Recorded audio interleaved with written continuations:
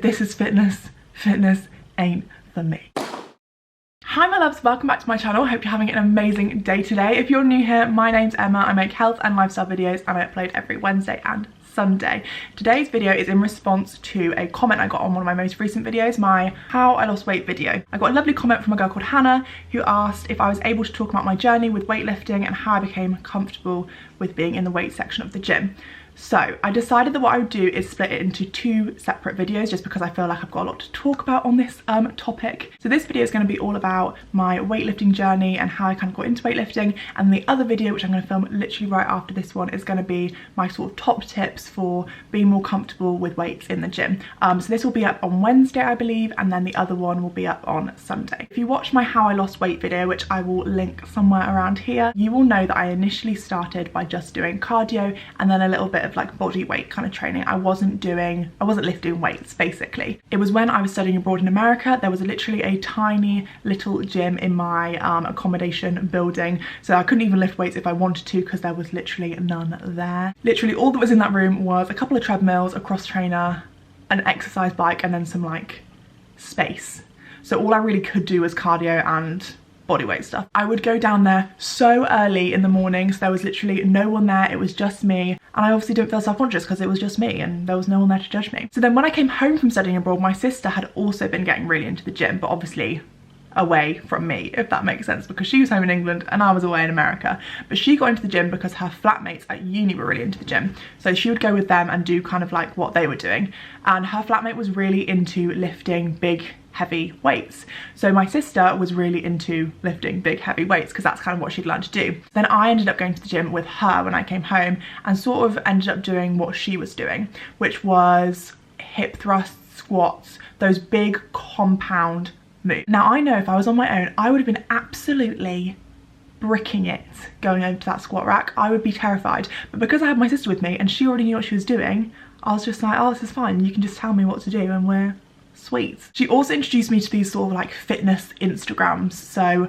although I kind of knew about them before, I didn't really follow that many of them, and she followed like loads. She was obsessed. So she showed me loads of those, and basically I would see their workouts on their pages. So they'd have like an upper body day workout or a bum workout or something like that. Basically what we would do is each day when we went to the gym, we'd decide what we were going to do that day, and we didn't have like a really specific split, and it'd just be like, well, what haven't we really worked in a while, we should do that. It wasn't all that scientific. We would have saved all of these workouts onto our saved bit of Instagram, and we would just go through and find one that we like the look of, and then we'd do that. So every time we went to the gym, we would just pick one of those workouts and just work through it, and that was actually really good because it got me used to lifting weights and allowed me to follow someone else doing it, so I could watch someone else do it and then just literally copy them. So it's kind of like being in a class or having a personal trainer but not paying for it, you know what I mean? You could check your form against it, you knew that you weren't messing up too badly or that you were doing something completely ridiculous. So that was really helpful. Like online videos, super helpful, they were great, and also it meant that I just learned loads and loads of different moves, and that in the end I'd be able to sort of like just take the bits that I liked from different places and make my own sort of workout. Now when my sister wasn't there, I still wasn't super confident in the gym, so sometimes she couldn't come for some reason and I'd end up going on my own. When that happened, I would try to go at quiet times, so times where there were less people in the gym, just because I found it a little bit less intimidating. So I didn't go like sort of right before work or right after work, because I knew at those times it's going to be really busy. So I try and go, if I could, I know that not everyone can do this, but I try and go sort of like middle of the day, that kind of thing, when I knew that the gym was a lot less busy. And the other thing that I would do is go to one small area of the gym, so I'd pick up like some free weights, some dumbbells, and just take them over to the mats, and then I'd just do my whole workout there, so I didn't feel too overwhelmed or intimidated. I also got comfortable with the cable machine really quickly because it was only one machine, but I could do a lot of different things with it. So you could work your upper body, your lower body, you could do pretty much everything with a cable machine. So that is sort of where I put my main focus on, and then I could have workouts that used a machine, but I didn't feel like I was jumping around to all these different machines I didn't really know how to use that well, and that kind of thing. I also just want to say, don't feel like you have to use all of those machines. I still to this day actually don't use that many machines. I way more use free weights, dumbbells, barbells, even my own body weight. much more than I use actual machine. Now, the only thing with working out this way is that I wasn't actually making that much progress. I didn't really look any different to how I looked at the beginning of the summer, and I was like, hang on a second, I've been going to the gym every day and I'm not really any stronger than I was. So because I was picking workouts from all these random different places, these random different Instagram pages, I was never really increasing my weights or increasing the intensity of my workouts. They were just kind of very varied and all over the place. So I wasn't doing sort of progressive overload. It wasn't getting harder, so my muscles weren't adapting to get stronger to be able to do those workouts. So I wasted quite a lot of time by following these random different things and not thinking, Emma, you should increase your weight, because I had that sort of feeling, I think, that I wasn't, what if I couldn't do it? There was a fear that if I went up a weight and I couldn't do it, it'd be really embarrassing and I'd have to go put it back. And now I'm just like, who cares? Like, you tried.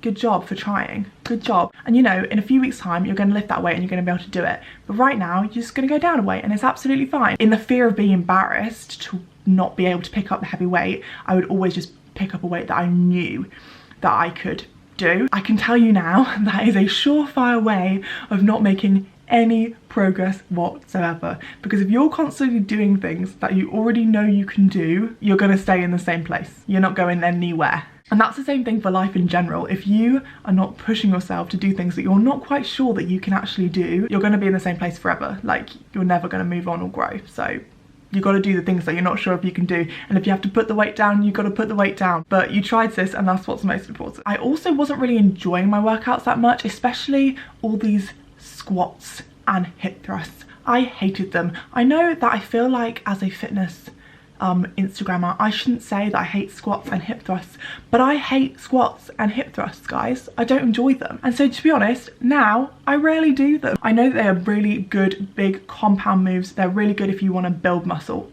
Honestly, if you are wanting to, you know, build your booty, things like that, those moves are really, really useful. My goal has never really been to build the booty. Like, it's just not my ideal body shape. That's not my goal. I was doing these things that I wasn't really enjoying to get things I wasn't really that bothered about having, and I was just like, oh, I'm done with this, I'm done. And I lost all kind of motivation.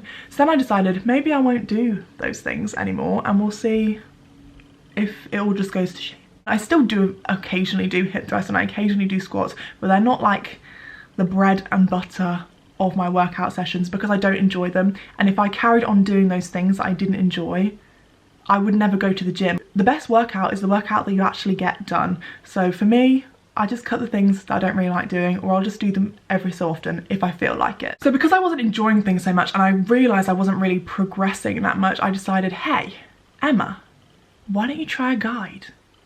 So I bought a guide. I'm not going to name names, but I bought a guide and I got like, did I even get 2 weeks into it? I don't know, because I did not enjoy it whatsoever. It was very, very, very boring and repetitive. You do literally bicep curls till your arms were gonna fall off. This is fitness. Fitness ain't for me. I didn't give up on guides, however, because I did know that in order to progress and get stronger, I needed to have something that would focus me on doing something harder and harder and harder, because I wasn't very good at doing that for myself. So I then bought the Natasha Ocean. Will I ever say her name correctly? I doubt it. I bought her guide cut, and I have filmed a couple of reviews for that as well, so I will also link them somewhere up here. And that was a game changer, people. That changed the game. I made so much progress with my physique and also with my strength throughout that guide, and also with my confidence, because that guide, it's a mixture of kind of hypertrophy, so weight training, and then also more like body weight functional training, which I freaking love. Body weight and functional training. That's still what I do now. I still do a mix of the two and just marry them together. That is what I love. But because she had so many different moves that I wasn't used to doing before, that really did push me out of my comfort zone to try new things. And again, I had her video of her doing the workout, so I could sort of check myself against her, which was really, really helpful. It also gave me this kind of end goal. I think if you're going to the gym and you're lifting weights and you're just like, it just can feel like a bit of a slog, in that you're just like I'm doing this forever and there's no end. Whereas with a program, say it's a 10-week program, 10-week guide, you're like, my goal is to get to the end of this guide, and that has a specific time period, and you know that you're going to get there. That time will pass whether you do it or not, so you think, I'm just going to do it and we'll see how it goes. And honestly, doing that program, you will know if you've watched those videos, completely changed the game for me.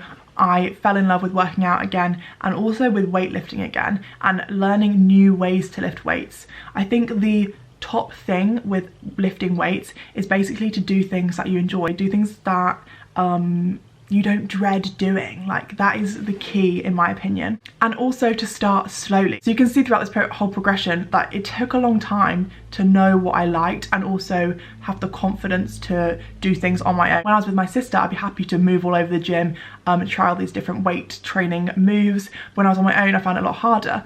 But it's just that sort of getting used to doing certain movements and then adding a little bit more on. So if you are, for example, in the free weights section and you're just doing a couple of stuff with some dumbbells just on your own in the corner, and then maybe you add like one thing on the cable machine or something like that, and then the next week you add another thing on a different machine, and if you just add it in bit by bit like that, your comfort zone will just grow and grow and grow until your comfort zone is the whole gym and you just own the place. So I hope that you enjoyed this video and that it was helpful for you guys. As I've already said, I am going to film another video which is going to be all of my top tips for if you feel a bit anxious around the gym, if you're not really sure where to start with weight training. It will all be in that video, so check out that one. That will be up on Sunday. I hope you all have an amazing day, and I will see you all in my next video.